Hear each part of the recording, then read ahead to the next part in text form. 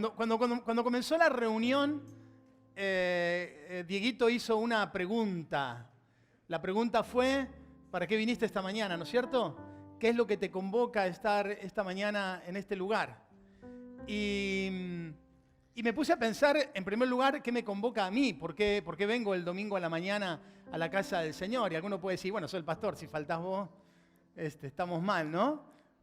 Pero en realidad me sumo a lo que dijeron los hermanos, agradecimiento, para poder recordar las bondades y el amor del Señor sobre nuestras vidas. Pero traté de recordar un poquito acerca de mis primeros años de creyentes, hasta que fui pastor y tuve otro tipo de responsabilidades, aunque lo sigo haciendo, pero desde otro lugar. Las razones por las cuales iba a la casa del Señor, las razones por las cuales no quería perderme una reunión, que iba a todas las reuniones, y Guada y mis hijos son testigos de que no faltábamos nunca, llegábamos siempre 15, 20 minutos antes. ¿Por qué lo hacía? ¿Cuál era la razón por la cual lo hacía? Y si pudiera dar una palabra que pudiera expresar la razón por la cual iba a la casa del Señor, además de agradecer su nombre, poder pasar un tiempo lindo en su presencia, poder sentir su amor y todo lo demás. Pero en mi caso era para aprender. ¿Y por qué para aprender? Porque yo venía de una vida tan desordenada, venía de una familia desordenada, no sabía nada del Evangelio, no sabía nada de lo que significaba vivir ordenadamente. Y entonces cada vez que yo iba a la casa del Señor, yo iba a aprender.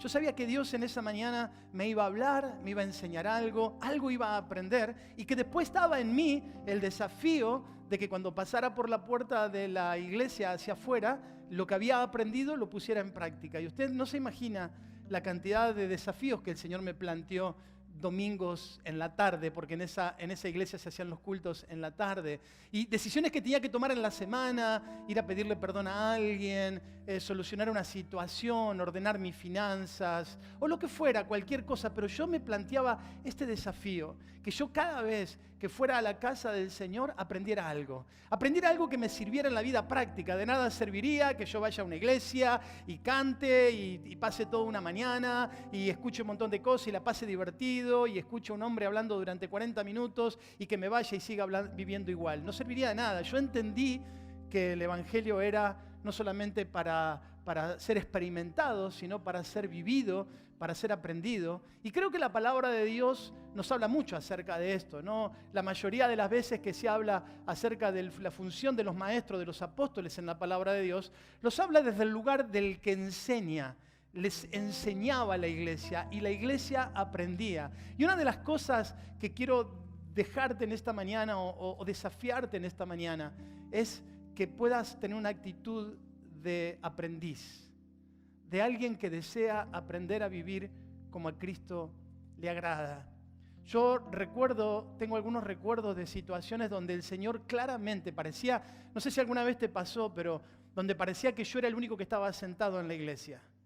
Donde parecía que que el mensaje completito era para mí, que el resto de la iglesia podía irse porque yo entendía que Dios me estaba hablando a mí. Parecía que el pastor sabía mi vida, sabía lo que me había pasado en la semana, conocía mis secretos. Digo, ¿quién le contó a lo que me estaba pasando? Pero era el Espíritu Santo de Dios hablando a mi vida. Y lo único que quedaba en mí era que cuando saliera de la casa de Dios, poner en práctica lo que Dios me había enseñado. Y así iba. Había semanas que era fácil, porque era levantar el teléfono o ir a golpear una puerta o lo que fuera. Había situaciones que eran más difíciles, más complejas, no las podía resolver en esa semana, tenía que tomarme mi tiempo, me costaba, no era fácil. Yo quería ser obediente, pero a veces me costaba. Pero todo esto produjo en mi vida un proceso de santificación, porque no solamente el Espíritu Santo nos enseña la verdad y nos enseña cómo vivir, cómo tratarnos dentro del matrimonio, cómo tratar a nuestros hijos, cómo vivir la vida de fe, sino que también el Espíritu Santo dice, pero tranquilo, que yo te voy a acompañar en la tarea. Yo voy a estar con vos, te voy a dar fuerza, te voy a dirigir, te voy a ayudar para que puedas vencer, para que puedas lograrlo, para que puedas obedecer y para que puedas caminar de acuerdo a mi voluntad. ¿Amén? Así que en esta mañana yo espero, porque la de esta mañana es una prédica de mucha enseñanza. No digo que es una enseñanza, pero tiene mucha enseñanza el mensaje de esta mañana, porque estamos llegando al final de una serie accidentada sobre el libro de Filipenses. Digo accidentada porque la detuvimos o la interrumpimos hace ya varios meses atrás para darle lugar a otra serie, y en los últimos domingos la hemos estado cerrando. Filipenses es un libro maravilloso. Si yo pudiera elegir un libro de las Escrituras, seguramente Filipenses sería uno de los libros del Nuevo Testamento que elegiría entre algunos otros, pero Filipenses a mí es uno de los libros tan bonitos de las Escrituras porque tiene tantas verdades prácticas. De ahí del libro de Filipenses se desprenden, como decíamos la semana pasada, textos que hemos memorizado, que hemos repetido, que nos ha sido de ánimo, de aliento, no solamente a nosotros, sino a lo largo de toda la historia de la iglesia. Como ya lo dijimos, cada vez que abrimos el libro de Filipenses, es un libro escrito por el apóstol Pablo mientras se encontraba en la cárcel. Podríamos decir que Pablo es un cautivo, pero con una mente y con un espíritu libre. Alguien a quienes las cadenas no lo atormentaban ni le impedían cumplir su propósito de vida. Sabía para qué vivía. Tenían claro quién era y lo que esperaba Dios de él. Por eso lo escucharían todos los que estaban cerca de él, todos los que podían compartir unos minutos con él, lo escucharían hablar de Jesús y de las bondades de ser su hijo. Lo dice en el capítulo 1 esto. Aquellos que estaban cerca de él, los que lo tenían cautivo, lo escuchaban hablar acerca de Jesucristo. Los soldados que estaban con él, los que tenían la responsabilidad de cuidarlo, experimentaban la libertad del Evangelio porque el apóstol Pablo no dejaba pasar una sola oportunidad sin hablar de Jesús. Cuando uno lee este libro de un preso, no encuentra ni quejas, ni palabras de reproche. Por el contrario, decíamos la semana pasada que es un libro que destila gozo, que destila alegría, que destila esperanza, que destila fe. El gozo no es un gozo cualquiera, no es el gozo de la circunstancia, no es el gozo de los momentos, sino que es un gozo permanente, y el mensaje de la semana pasada lo desarrollé esto, de los que pueden perder lo menor para ganar lo mayor. De los que son capaces, como el apóstol Pablo, de perder su libertad para que otros sean libres, los que son capaces de perder relaciones nocivas o dañinas para establecer relaciones sanas, los que son capaces, como el apóstol Pablo, de perder su fama, su prestigio, y en el capítulo 1 él dice, inclusive perder la propia vida, ¿no? Dice, para mí el vivir es Cristo y el morir es ganancia. Quiero recordar solamente para que podamos entender un poquito más profundamente el contenido de este capítulo 4, que el apóstol Pablo escribe la carta en base a un informe que le trae Epafrodito. ¿Se acuerdan de Epafrodito? Lo dijimos quién era la semana pasada y lo repetimos cada vez que tuvimos en el libro de Filipenses. Fue el mensajero que llevó la ofrenda, desde Filipos hasta Roma para entregarle al apóstol Pablo para que pudiera para poder hacerle frente a su tiempo de cautividad. Así que Epafrodito es el mensajero, le lleva el dinero y después de llevarle el dinero le da un informe acerca de cómo está la iglesia en Filipos. Así que el apóstol Pablo, inspirado por el Espíritu Santo, escribe la carta de Filipos para poder ayudarles a entender todas las situaciones y a tomar decisiones y a aprender cómo resolver determinadas situaciones. Y les cuento un poquito cómo funcionaba esto de las cartas a las iglesias. Había alguien que recibía la carta, a veces la recibía el pastor de la iglesia, a veces era enviada, como en este caso, por un mensajero, pero la carta, el encargado de la iglesia recibía la carta y convocaba a toda la iglesia de la ciudad. Regularmente en el Nuevo Testamento encontramos que las iglesias eran por ciudades, la iglesia de Éfeso, de Galacia, de Filipos en este caso, ¿sí? Así que lo que hacía era convocar a la iglesia y el encargado de recibir la carta la leía públicamente. Todos se enteraban del contenido de la carta y leía la carta para que todos la escucharan. Es decir, todos oían, vuelvo a repetir esto porque es muy importante lo que vamos a ver en esta mañana, todos oían el contenido de la carta. En ese momento no existía la imprenta, se inventó 15 siglos después. Así que lo que había era escritos en papiro o en materiales muy, muy débiles, entonces no podían repartir un papiro para cada uno. Entonces lo que hacían era leer la carta públicamente y después todos trataban de recoger, de aprender, de absorber el contenido de la carta y quedaba para la iglesia. En la mayoría de los casos se hacía una copia para enviar a otras iglesias y repartir, pero no había cartas para todos. Tenían que escuchar, prestar atención, obedecer, tratar de ver qué se aplica a esto conmigo y de salir y aprender a caminar la vida de fe. Por eso en el capítulo 1, versículo 1, Pablo dice: Pablo y Timoteo, siervos de Jesucristo, a todos los santos en Cristo Jesús que están en Filipos. Es decir, en la ciudad de Filipos, con los obispos y los diáconos. Gracia y paz a vosotros de nuestro Padre y del Señor Jesucristo. Él está saludando a toda la iglesia. Hoy vamos a dedicarle unos minutos para aprender algunas verdades prácticas que surgen del último capítulo de la carta. Ha sido muy difícil ponerle punto final al libro y unir todos los grandes temas que aparecen en este capítulo 4 en una sola idea. Pero traté de ver por dónde iba el hilo conductor y la frase que para mí envuelve todo el capítulo 4 es posible disfrutar de la paz que viene de Dios. Y el apóstol Pablo va a darnos algunos indicios acerca de cómo vivir en la práctica la paz de Dios. Va a utilizar en el capítulo 4 dos palabras referidas a la paz. En primer lugar va a referirse acerca de la paz que viene de Dios y en segundo lugar va a hablar de Dios como el Dios de paz. Es decir, el Dios de fuente de toda paz. La paz es un bien deseado. Todos deseamos tener paz. Pero la paz de Dios es diferente a la que el mundo puede ofrecer, porque no depende ni de las cosas, ni de las circunstancias, sino que la paz de Dios depende de la esperanza y de las decisiones que tomamos en la vida. Es la paz que Jesús prometió a sus discípulos en el Evangelio de Juan y que en consecuencia nos alcanza a nosotros. Todos recuerdan Juan capítulo 14, dice: les dejo un regalo. Paz en la mente y en el corazón. Bueno, en Reina Valera, mi paz os dejo, mis pasos doy, no como el mundo la da, ¿no? Pero se lo estoy leyendo en NTV. Dice: les dejo un regalo, paz en la mente y en el corazón. Y la paz que yo doy es un regalo que el mundo no puede dar. Así que no se angustien ni tengan miedo.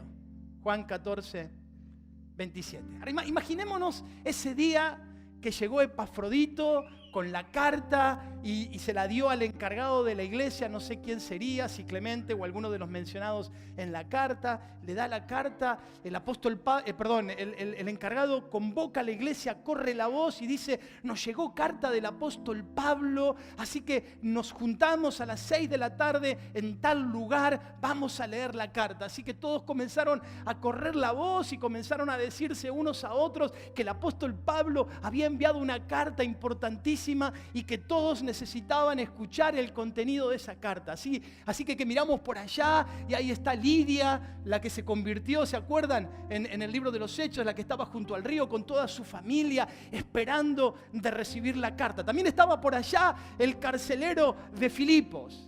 Estaba con su familia, también se habían convertido, ellos amaban a Pablo, así que estaban ansiosos por esperar o por saber lo que el apóstol Pablo había escrito. Y por allá había algún otro hermano y algún otro hermano, por allí estaba la muchacha que fue liberada, la endemoniada que se había convertido a Cristo, estaba por ahí perdida entre la multitud. Y también estaban dos mujeres, Evodia y Síntique. No llamaban la atención de que Evodia y Síntique estuvieran, porque siempre estaban ellas, eran trabajadoras, eran serviciales, siempre estaban, pero algo les llamó la atención a la iglesia de Filipos, que Evodia y Síntique siempre andaban juntas, pero esta vez, en esta convocatoria, una está sentada por allá y la otra está sentada por allá. Y entonces se preguntan unos a otros: che, ¿qué les pasa a estas dos? No sabés, tuvieron problemas. ¿En serio? ¿Qué pasó? No sé, pero se comenta por ahí que están peleadas estas dos. ¿En serio? Sí, están peleadas, ¿viste? ¿En serio? Pero mirá qué lindas mujeres, cuánto sirvieron al Señor juntas. ¿Te acordás las cosas que hicieron juntas con el Señor? ¿Cómo servían con el apóstol Pablo? Y ahora verlas peleadas, qué triste que es esto. Así que está leyendo la carta pública. Evodia está por allá, media escondidita que nadie la vea. Sinti, que está en la otra punta, también escondidita, sin que nadie la vea. Y el apóstol Pablo comienza a leer la carta. Y dice: así que, hermanos míos, amados, gozo mío y corona mía, estad firmes en el Señor. Amados, ruego a Evodia y a Síntique, y es público. Todo el mundo lo está escuchando. Ruego a Evodia y a Síntique que sean de un mismo sentir en el Señor. Asimismo te ruego a ti, compañero fiel, que ayudes a estas que compartieron juntamente conmigo el Evangelio, con Clemente y también los demás colaboradores míos, cuyos nombres están en el libro de la vida.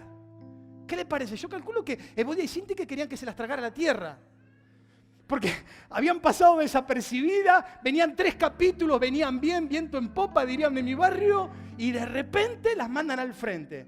Claro, el buchón de Epafrodito le había dicho al apóstol Pablo, le preguntó seguramente Pablo: che, ¿cómo están Evodia y Síntique, que fueron tan lindas colaboradoras? Dice: no, están repeleadas.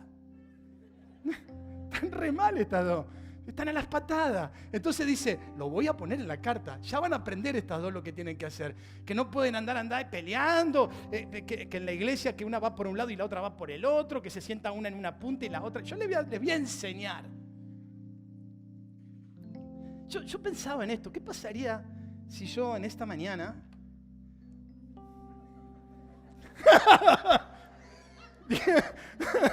dijera: a ver, ¿cuándo se van a poner las pilas? Fulanita y menganita se van a reconciliar y van a dejar de traer problemas. ¿Qué pensé?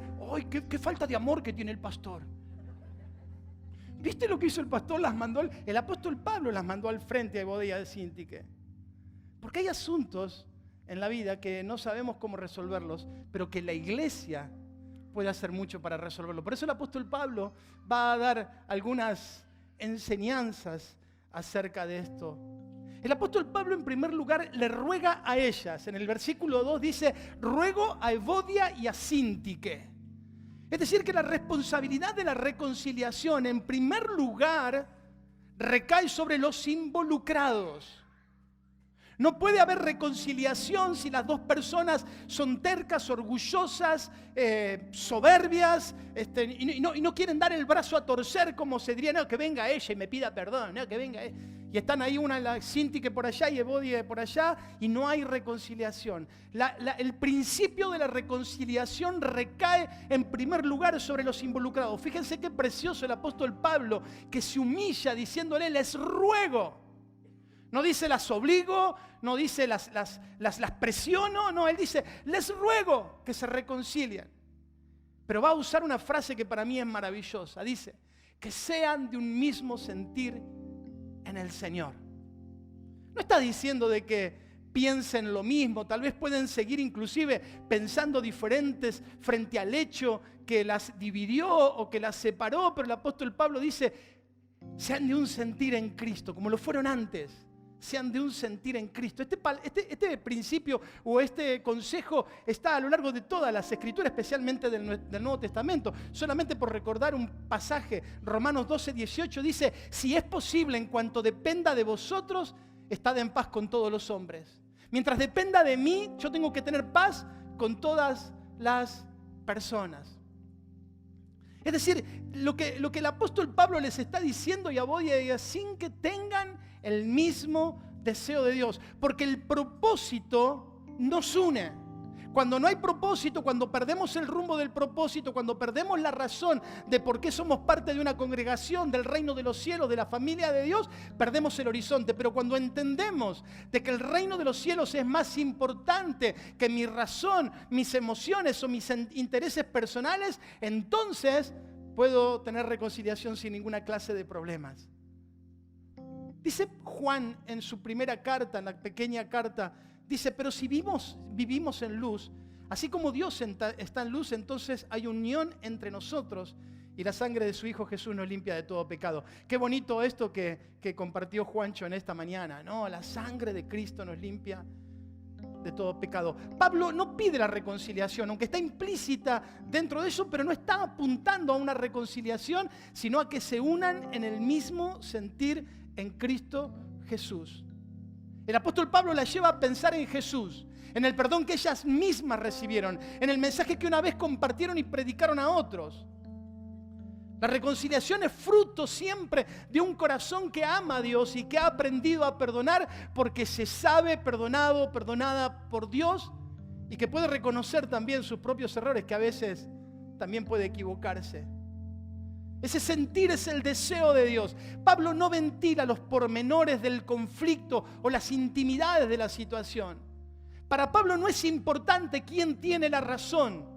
Pablo está preocupado porque el conflicto las está distanciando y de qué manera esto puede afectar sus vidas espirituales y hasta afectar la iglesia. Por eso la enseñanza de esta mañana es: debemos esforzarnos por mantener la paz en la iglesia. Nadie nos pidió que tomáramos partido. La escuché a la hermana Juanita. Perdón, ¿Juanita vino o no? Entonces no le cuenten ustedes. La escuché a la hermana fulanita, vamos a ponerle, y me contó qué desgraciada Menganita. ¿Y la escuchaste a Menganita? No vale ni la pena ni escucharla. Ya tomaste partido. El apóstol Pablo dice que la iglesia debe hacer todo lo posible porque la carta es para ¿quién? La iglesia. La iglesia debe hacer todo lo posible por mantener la paz dentro de ella. Por eso dice: te ruego a ti, compañero fiel, probablemente al pastor de la iglesia, pero también a toda la iglesia, que ayudes a estas hermanas a amarse a pesar de las diferencias. Ahora hay algo súper bonito. Dice: a estas dos que combatieron junto a mí en el Evangelio. No eran dos mujeres de por ahí. Eran dos mujeres que habían servido al apóstol Pablo, dice, junto a Clemente y junto a otros hermanos. Unas mujeres que habían servido al Señor. La iglesia de Filipos era una iglesia muy de mujeres. La iglesia comenzó con Lidia. El segundo milagro es una mujer que es liberada de un demonio. Estas dos mujeres involucradas en el ministerio fueron mujeres que combatieron, que lucharon, que se esforzaron en el ministerio. Ellas habían participado de un equipo de creyentes que servía a la iglesia. Eran guerreras porque habían combatido en el equipo del Señor. Eran mujeres que formaban un equipo. Dice un dicho popular que escuché por ahí que donde hay perros es muy probable que haya pulgas o garrapatas, ¿no es cierto? Que donde se enciende una luz es muy probable que se acerquen los insectos. Bueno, donde hay un grupo de personas como el nuestro, como la iglesia de Filipos, también es probable de que haya diferencias, roces o problemas. Una iglesia perfecta o una iglesia madura no es una iglesia que no tiene conflictos, sino una iglesia que sabe resolver los conflictos de acuerdo a la voluntad de Dios. Esa es la diferencia. Volviendo al tema de las mujeres. El ver a Evodia y a Sintique como aquellas que batallaron en la fe juntamente conmigo me llevó a pensar en las mujeres de esta iglesia. ¿Cuánto valor tienen las mujeres que sirven en la iglesia del Señor? ¿Cuántas mujeres que han abierto brecha o han hecho el esfuerzo que muchos hombres no se animaron a hacer? ¿Cuántas mujeres fueron y han sido de fortaleza para la iglesia del Señor a lo largo de toda la historia? Yo personalmente, como pastor de esta congregación, doy gracias a Dios por las mujeres que han servido en esta iglesia y a las que aún siguen sirviendo hoy. Quizás no son tan visibles, pero son tan o más importantes que aquellos que somos visibles. El apóstol Pablo recuerda el servicio de estas dos mujeres y lo pone en alto diciendo: estas dos eran bravas, cómo batallaban en el Señor. Y el apóstol Pablo dice: ayúdenla a que puedan ponerse de acuerdo, ayúdenla a que puedan llevar sus pensamientos a Cristo, ayúdenla a que puedan verse unas a otras con los ojos de Jesús. Ojos de perdón, ojos de amor, ojos de reconciliación, de ternura, de misericordia, que puedan mirarse unas a otras con el amor que solamente Cristo puede dar. Porque es sumamente importante que el corazón de ellas sea liberado, limpiado de todo rencor, de todo odio, de toda amargura, porque no solamente va a terminar afectando sus vidas, sino que puede terminar afectando la iglesia. Así que la primera enseñanza que sale del capítulo 4, yo me detendría solamente con un mensaje en esta historia, pero como tengo que continuar, la primera aplicación del capítulo 4 en los primeros versículos es: si estás teniendo diferencias con alguien en tu grupo, con un líder, conmigo, con quien fuera, no te quedes así. Tenés que reconciliarte. Tenés que llevar tu corazón a Cristo y unirte en Cristo. Un mismo sentir en Cristo con esa persona. A un verdadero creyente no se le está permitido vivir con rencor y amargura. Porque si lo hace, es porque está decidiendo en esa dirección, no porque no pueda perdonar. Porque el Espíritu Santo de Dios, como decía al principio, nos da el poder para perdonar, para sanar, para liberarnos nosotros y para liberar al otro de esas cosas que nos traen dolor. Así que si estás con alguien ahí medio tiroteado, tal vez sea para vos este mensaje en esta mañana. Es tiempo de bajar las armas, dejar de tirotearte, abrazarte y amarte en Cristo Jesús. Amén. Segundo, es para la iglesia. Si alguno de ustedes sabe que hay alguna Evodia o algún Sintique o algún Juan, algún Pedro, no tienen que ser necesariamente mujeres, que están tiroteadas, no tenés que tomar lugar. No tenés que decir, seguro que tiene razón Juanita, porque pobre Juanita, la maté de vuelta. Seguro que tiene razón Menganita, porque viste el carácter de Sultanita, tiene un carácter repodrido. Yo ya escuché que tuvo problemas con 3, 4 hermanos en la iglesia. No, nadie te pregunta, nadie te llamó a ser juez. Nadie te llamó a que vos digas quién es la culpable, quién es la inocente, o quién es el culpable o quién es el inocente. Lo que te llamó a Dios, a vos y a mí, es a que seamos el medio de reconciliación. ¿Amén? Bueno, si hay alguna Evodia o Sintique, lo siento. Si lo hubiera sabido, la hubiera reemplazado por los nombres de ellas. Segundo, versículo 4 en adelante. Recordemos que la oración es el puente entre la ansiedad y la paz. Me encanta este versículo. Usted lo conoce bien porque lo sabe casi de memoria. Por nada estéis afanosos, si no sean conocidas vuestras peticiones delante de Dios, con toda oración, ruego y acción de gracias, y la paz de Dios, que sobrepasa todo entendimiento, guardará vuestros corazones y vuestros pensamientos en Cristo Jesús. Apréndaselo de memoria, hermano. Apréndaselo de memoria. Un precioso texto. Depositar nuestra ansiedad delante de Dios. ¿Por qué depositar nuestros afanes delante de Dios? ¿Qué es afanarse? No ¿qué es afanar? Es otra cosa. ¿Qué es afanarse? Afanarse es ponerse ansioso de antemano, preocuparse en demasía por algo que no sé si va a ocurrir, desarrollar en la mente un desenlace trágico o un futuro sombrío frente a algo que todavía no acontece. No cambiamos la realidad por afanarnos. Por eso la invitación del apóstol Pablo es a descansar en Dios, poner nuestras preocupaciones en las manos del Señor, elevando nuestras voces al cielo, con toda oración, ruego y acción de gracias. El problema con la oración es simplemente que muchos creyentes no oran. Es simple. No oran porque consideran que la oración no tiene demasiado sentido. Si consideraran que la oración es importante, entonces orarían. Pero no lo hacen porque consideran que no tiene sentido orar, que no existe recompensa, que la oración no sirve para nada, o que el resultado de la oración es incierto, y entonces ¿para qué orar? Estuvimos la mitad de este año hablando sobre los hábitos espirituales, especialmente sobre el ayuno, la oración, la lectura de la palabra de Dios. Hablamos mucho acerca de la oración, el contenido del Padre Nuestro y algunos otros elementos que cruzamos en el camino. Mi pregunta es, ¿a cuántos de los que estuvieron viniendo a escuchar esa serie le cambió la serie los hábitos de oración?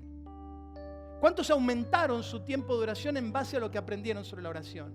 ¿Cuántos incluyeron el ayuno en su vida porque aprendieron de que el ayuno es un arma espiritual importante? ¿Cuántos lo hicieron? No tengo manera de saberlo, pero es una duda que yo tengo.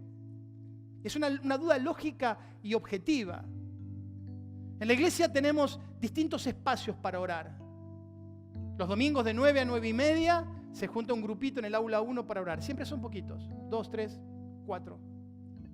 Cada 2 meses tenemos la reunión, cada 2 meses, 6 en el año. Tenemos la reunión de oración, como fue el viernes pasado. Pero solo asiste un pequeño grupito. Todos los viernes en la noche, desde hace años, se junta el grupo de intercesión. Los hermanos me dicen, pastor, ¿qué podemos hacer para que otras personas se sumen a la intercesión? El viernes en la noche, mientras estábamos orando aquí en este lugar, un pequeño grupo, éramos unos pocos, vino a mi mente el siguiente pensamiento. ¿Por qué los hermanos no oran o por qué no participan de la oración? Si yo dijera que en la próxima reunión de oración voy a repartir 5,000 pesos a cada uno de los que participan, yo les aseguro que muchos vendrían a la reunión, no para orar, sino por los 5,000 pesos. Es más, estoy seguro que invitarían a sus amigos, a sus vecinos, a sus familiares, vengan, que el pastor va a repartir 5,000 pesos. Irían esperando solo los 5,000 pesos que yo les prometí que les iba a dar. Pero ¿qué pasa cuando se trata de las promesas de Dios? ¿Qué pasa que cuando el que promete es Dios? Cuando el que dice, clama a mí y yo te responderé. ¿Acaso yo soy más digno de confianza que el Dios de los cielos? ¿Acaso mi promesa de darle unos pocos pesos es más importante que la provisión que puede venir del Rey de los cielos y de la tierra, el que es dueño del oro y de la plata?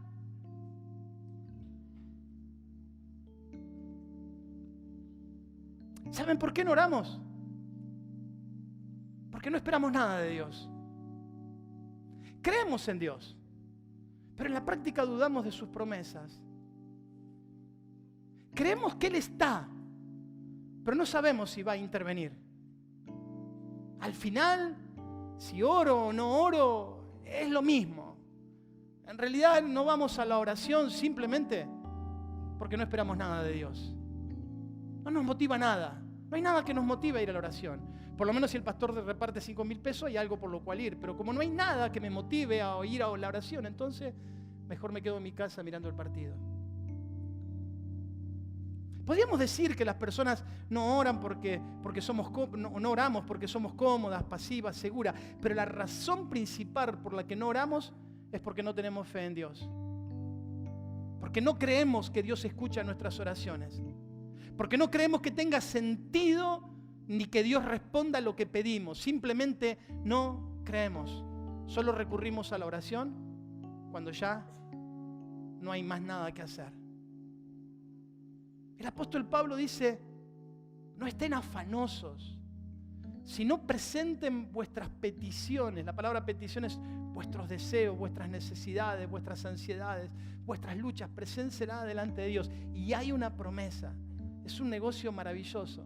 Porque yo voy a Dios con mi ansiedad y salgo de ese lugar con la paz de Dios que sobrepasa todo entendimiento. Es un cambio, un intercambio. ¿Qué hago? Yo voy con mis deseos, con mi ansiedad a la oración y salgo con la paz de Dios. El saber de que Dios me ha escuchado, de que el Padre de los cielos está al tanto de mi deseo y de que Él va a contestar mi oración.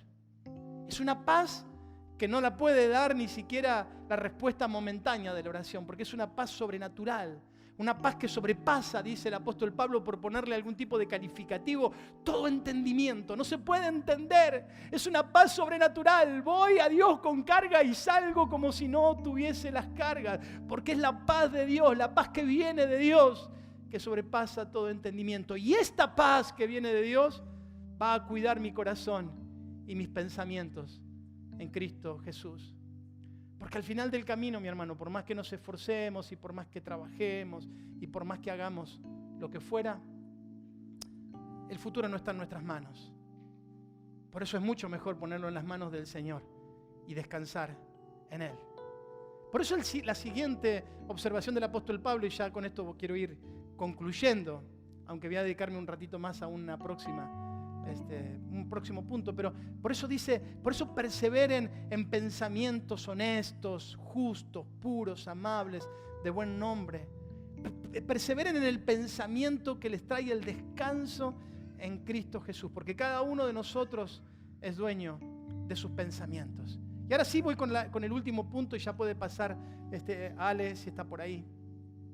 El apóstol Pablo nos habla en el cuarto lugar acerca de la paz que viene cuando somos generosos y traemos paz a nuestra finanza y a nuestro codicioso corazón. El apóstol recibe una ofrenda de Epafrodito. Recuerdan que se los expliqué en algún momento. La razón principal por la que Epafrodito va a visitar a Pablo no es para ver cómo está, aunque se interesa por su salud. No es para llevarle un informe de la iglesia de Filipos, aunque se lo da. No es para ser el que regresa con la carta, aunque regresa con ella. Sino que la principal razón es llevarle una ofrenda. Él le lleva una ofrenda grande, sustanciosa. De hecho, lo dije la semana pasada, es tan importante la ofrenda que le lleva que no solamente el apóstol Pablo hace mención de ella en la carta que les devuelve, sino que hace la misma mención en 2 Corintios capítulo 8 y 9, cuando habla acerca de la generosidad de los de Macedonia. Estos son los de Macedonia. Pablo dice varias cosas acerca de la ofrenda. Dice que está feliz porque se acordaron de él. Ahora, esta alegría no es por la cantidad de dinero que le enviaron, sino que es el sentimiento de un padre que ve que lo que sembró en el corazón de sus hijos ha dado fruto, que han entendido el sentido de la generosidad, el sentido de preocuparse unos por otros, de que no se volvieron avaros, que no se volvieron todo lo que tengo es mío y no lo comparto con nadie, sino que es la satisfacción de un padre que ve que sus hijos están caminando por la buena senda. Filipos es exaltada o alabada porque es una iglesia que no se olvida de Pablo. Aunque está lejos y en una condición lamentable, no se olvida de él, sino que se acuerda de él y pone en práctica la generosidad cristiana. El apóstol Pablo le dice, yo quiero aclararles esto. No es el dinero lo que me pone feliz porque no es eso lo que estaba esperando. Lo que me pone feliz es la generosidad de ustedes. Porque yo he aprendido a contentarme cualquiera que sea mi situación. Sé vivir en la abundancia, pero también sé vivir en la escasez. Y ahí está ese famoso texto bíblico que todos conocemos. Porque yo todo lo puedo en Cristo, que me fortalece. La verdad que en mi experiencia de vida, yo no sé si es más difícil vivir cuando hay abundancia o cuando hay necesidad. La verdad que no. Tendría que resolverlo un poquito más en mi cabeza. Porque cuando hay abundancia estoy feliz, pero corro el riesgo de volverme avaro, de volverme egoísta, de cerrar mi mano, de pensar que todo es mío, que no lo tengo que compartir con nadie. Es un riesgo que corro. No necesariamente tiene que ocurrir eso, pero es un riesgo. Cuando hay escasez, me lleva a depender de Dios, a ser agradecido con lo poco, a valorar lo poquito, a valorar el día que puedo poner o la hora que puedo poner un plato de comida en la mesa, valorarlo en toda su dimensión, porque Dios está proveyendo en ese día exclusivamente para la provisión. Así que casi que podríamos concluir que uno vive mejor con lo poco que con lo mucho, por lo menos con el corazón menos avaro. Sin embargo, todos corremos detrás de tener más. Es paradójico, absolutamente paradójico. Pudiendo vivir agradecidos a Dios con poco, siempre queremos todos tener un poquito más. Y no solamente eso, sino que en muchos casos no nos permite disfrutar lo poco que tenemos, porque como nos falta un poco más todavía, y lo único que hacemos es generar y cultivar un corazón egoísta, materialista. Pablo dice, a mí me da lo mismo. Mucho, poco, me da lo mismo, porque entiendo para qué estoy en esta tierra, y además de eso, todo lo puedo en Cristo, que me fortalece. Hermoso pasaje de las Escrituras. Pablo reconoce que Cristo es el que da la sabiduría, la fortaleza, tanto para soportar los días de escasez como para disfrutar con equilibrio, con justicia y gratitud los días de la abundancia. Pablo no tiene la fe de la heladera llena. Pablo tiene la fe de un Dios soberano que sabe cuál es lo mejor para nuestras vidas. Ahora el apóstol Pablo va a agregar dos elementos dentro de la mirada sobre la ofrenda y el diezmo que casi siempre es lo que se trata de transmitir. Somos muy cautelosos y muy cuidadosos cuando levantamos la ofrenda, tratamos de que nadie se sienta incómodo en el dar. Pero el apóstol Pablo va a agregar dos elementos.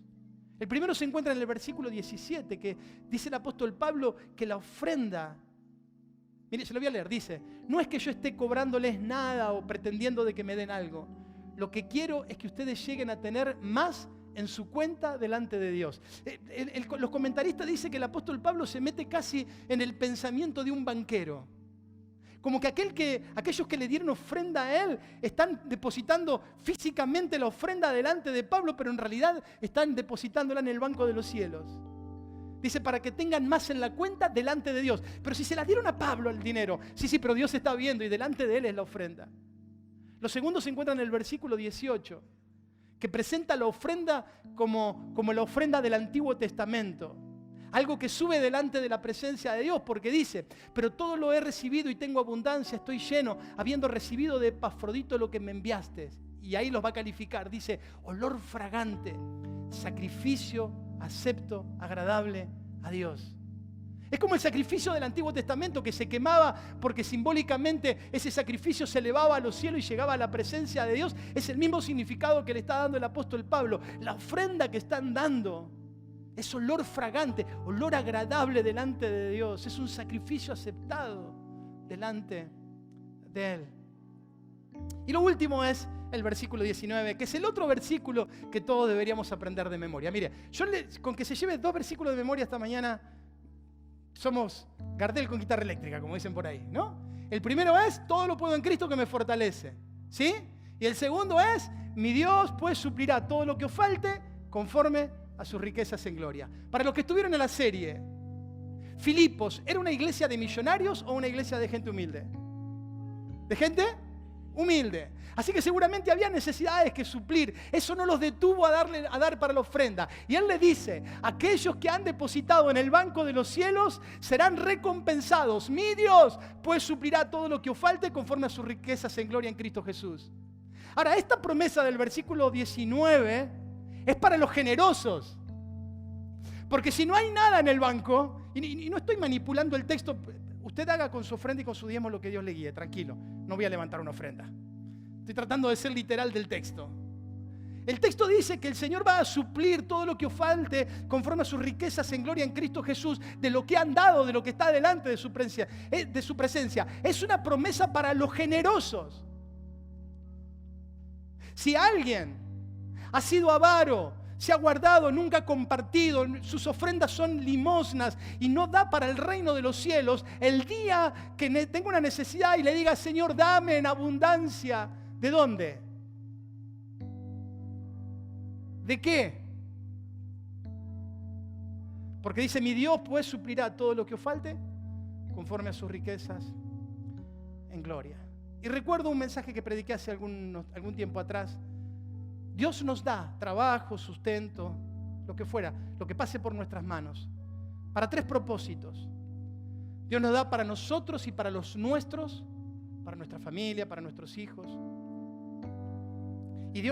Para 2 propósitos. Y Dios nos da para la extensión de su reino. Dios no tiene otra manera de hacer que su reino crezca que no sea poniendo los bienes materiales en las manos de sus hijos para que sus hijos lo compartan con la iglesia. No hay otra manera de hacerlo. No hay un caño que nos une con el cielo y el Señor manda desde ahí del cielo. El Señor deposita en su iglesia para que su iglesia a su vez sea generosa en el reino de los cielos. Y este versículo dice que lo que damos para su obra, para su reino, como en este caso para el apóstol Pablo, se anota a nuestra cuenta. Aplicación. ¿Cómo está tu cuenta en el cielo? ¿Cuál es el saldo que tiene tu cuenta? ¿Cómo está tu generosidad? ¿Cómo estás con el dar? ¿Cómo estás en cumplir generosamente con lo que Dios te da? Mira, si hay algo precioso es que hemos vivido como familia y tengo a mi esposa y a mis hijos como testigos. El dar, cuando lo que damos sale de lo poco que recibimos. Es hermoso porque es como una ofrenda de sacrificio. Dar de lo que tenemos al Señor genera en nosotros un corazón generoso como el del Señor. Concluyo. El hilo conductor de este capítulo es la paz de Dios que sobrepasa todo entendimiento. Ese es el hilo que recorre todo el capítulo 4 del libro de Filipenses. La paz de tener un corazón sano, de tener relaciones sanas, de no guardar rencor, de no distanciarnos de la gente, Una paz que solo pueden recibir los que aman a Dios, porque es una paz que sobrepasa todo entendimiento. La de poder reconciliarme con mi familia, con los amigos, con los vecinos. La paz de Dios con los hermanos de esta congregación, la paz de Dios con los hermanos de otra congregación, la paz de Dios con los que están en la iglesia, la paz de Dios con los que estuvieron y ya no están, la paz de Dios en todos los órdenes de mis relaciones, la paz de Dios. En segundo lugar, habla acerca de la paz de Dios en cuanto a mis afanes, mis preocupaciones. Realmente estamos en tiempos difíciles. Es muy difícil escaparse a los comentarios de la verdulería, a los comentarios de la carnicería, del topo de los compañeros de trabajo. Es muy difícil. Hay un pesimismo general que nos invade y que nos contagia si no tenemos en cuenta quiénes somos y quién es nuestro Dios. Pero qué bueno es dejar los afanes o cambiar los afanes por la paz de Dios. Ir, Señor, estoy preocupado porque la economía está cada vez peor. Señor, estoy preocupado porque no sé lo que va a ocurrir con el próximo gobierno. Señor, estoy preocupado porque no sé lo que va a ocurrir con mis hijos. Señor, estoy preocupado. Y ponerlo en las manos del Señor. Y la paz de Dios, que sobrepasa todo entendimiento, guardará vuestros corazones y vuestros pensamientos en Cristo Jesús. Y lo tercero y último es la paz que viene de tener un corazón generoso. Dice la palabra de Dios que el avaro no tiene paz. Es codicioso, siempre quiere más, nunca le alcanza. Pero el corazón generoso es un corazón diferente. Es un corazón que sabe que lo que tiene también es para compartir. Y es un corazón que se llena de paz financiera, porque no necesita mucho. Necesita nada más lo suficiente para cada día. Lo suficiente para cada día, sabiendo que su vida está en las manos del Señor. Bien, termino con esto. Vuelvo a repetir, ¿será necesario que te reconcilies con alguien? No te engañes. Si no podés compartir tu pan con alguien, si no podés darle un saludo cordial y abrazarlo, es porque tu corazón no está bien. Es hora de reconciliarte. Esto se da en cualquier ámbito de nuestras relaciones. Segundo, ¿hay demasiadas preocupaciones en tu mente? Es hora de dejarla en las manos del Señor y comenzar a pensar solo en lo verdadero, lo honesto, lo justo y lo puro. Por último, ¿estás preocupado por el futuro, por lo que vendrá? ¿Tu corazón está inquieto por la situación que estamos viviendo? Es hora de poner tu corazón y tu ansiedad delante del Señor. Y de nuevo, y la paz de Dios que sobrepasa todo entendimiento, guardará vuestros pensamientos y vuestros corazones en Cristo Jesús. Amén. 2 versículos. Vamos. Todo lo puedo en Cristo que me fortalece. Vamos de vuelta. Todo lo puedo en Cristo que me fortalece. Dígalo con ánimo porque usted dice, todo lo puedo en Cristo. No suena muy creíble. Vamos de vuelta. Todo lo puedo en Cristo que me fortalece. Y lo segundo, mi Dios suplirá todo lo que nos falte conforme a sus riquezas en gloria. Vamos. Mi Dios suplirá todo lo que nos falte conforme a sus riquezas en gloria. Señor, gracias.